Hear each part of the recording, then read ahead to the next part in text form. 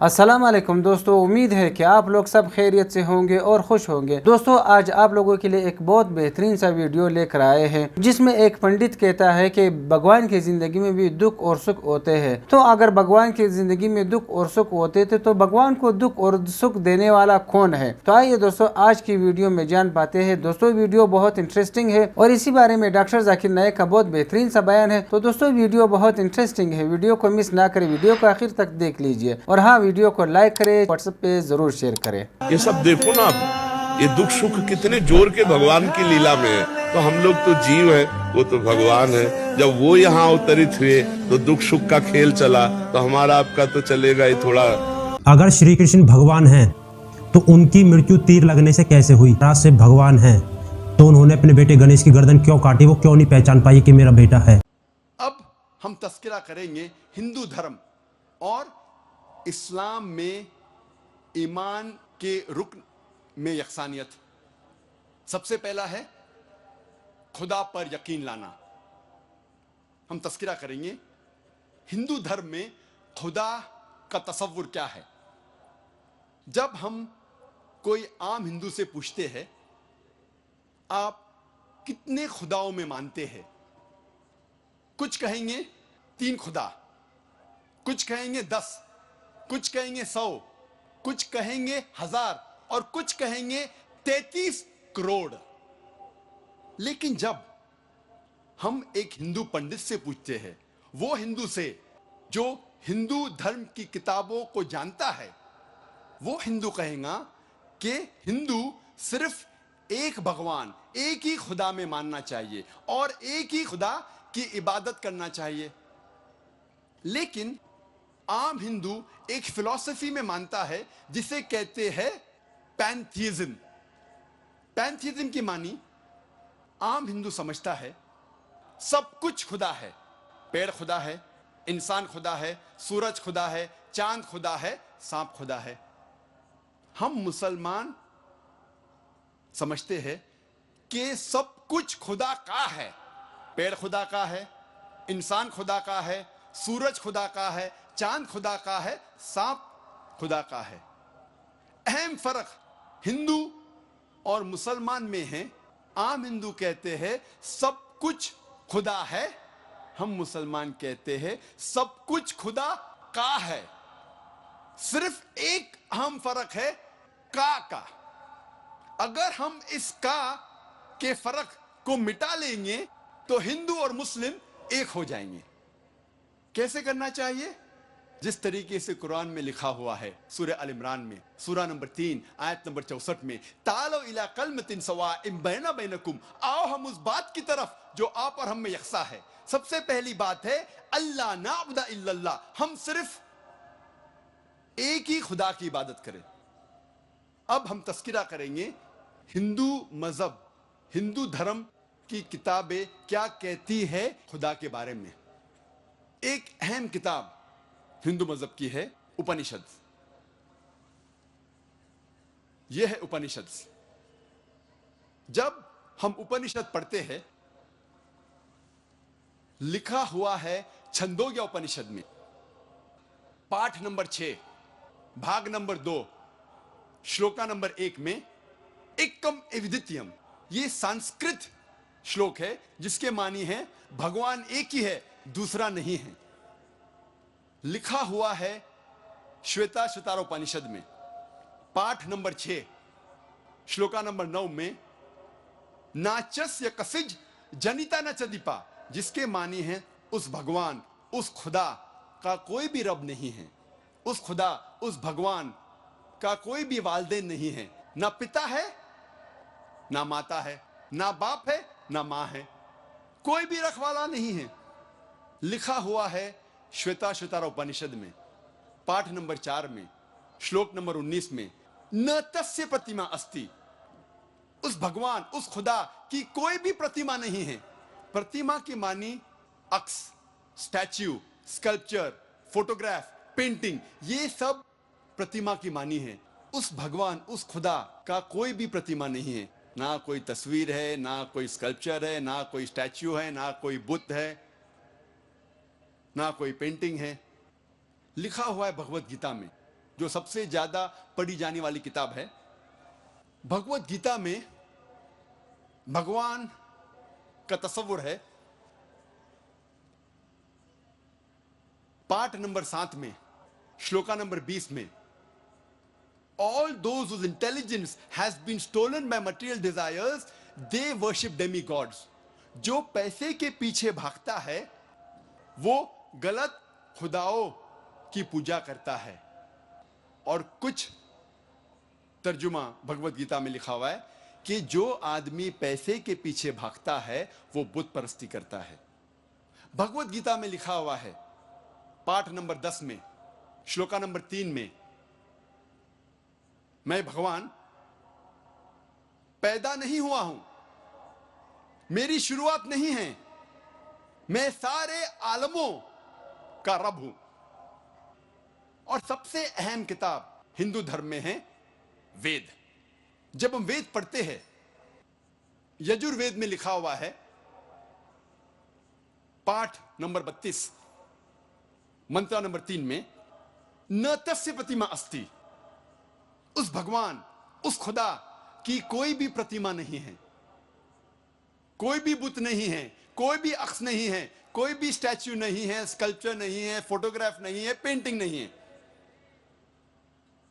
जिक्र है यजुर्वेद में पाठ नंबर 40 मंत्र नंबर 9 में, अंधात्म प्रविशंति या असंभूति मुपास्ते।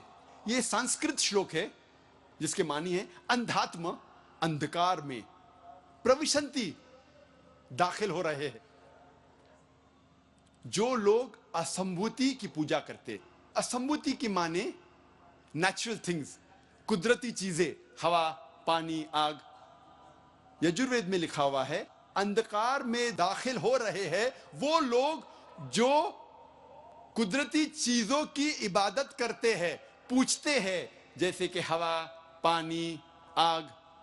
और आगे लिखा हुआ है और घोर अंधकार में दाखिल हो रहे हैं वो लोग जो संभूति की पूजा करते हैं। संभूति की मानी इंसान की बनाई हुई चीजें, जैसे टेबल, कुर्सी, बुत वगैरह। अगर आप कुदरती चीजों की इबादत करते हैं तो आप अंधकार में दाखिल हो रहे हैं। अगर आप बनाई हुई चीजों की इबादत करते हैं तो आप और घोर अंधकार में दाखिल हो रहे हैं। लिखा हुआ है यजुर्वेद में पाठ नंबर 40 मंत्र नंबर 8 में, उस भगवान का कोई भी अक्स नहीं है और वो पाक है। अथर्ववेद में आता है, ये अथर्ववेद,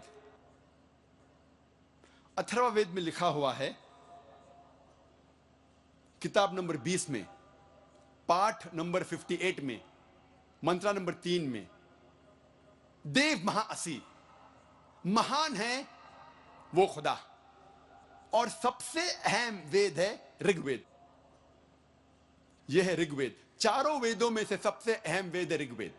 ऋग्वेद में लिखा हुआ है किताब नंबर 1 पाठ नंबर 164 मंत्र नंबर 46 में, एकम सत विप्र बहुधा विदांते, जिसके मानी है सत्य एक है, खुदा एक है और संत उन्हें कई नामों से पुकारते हैं।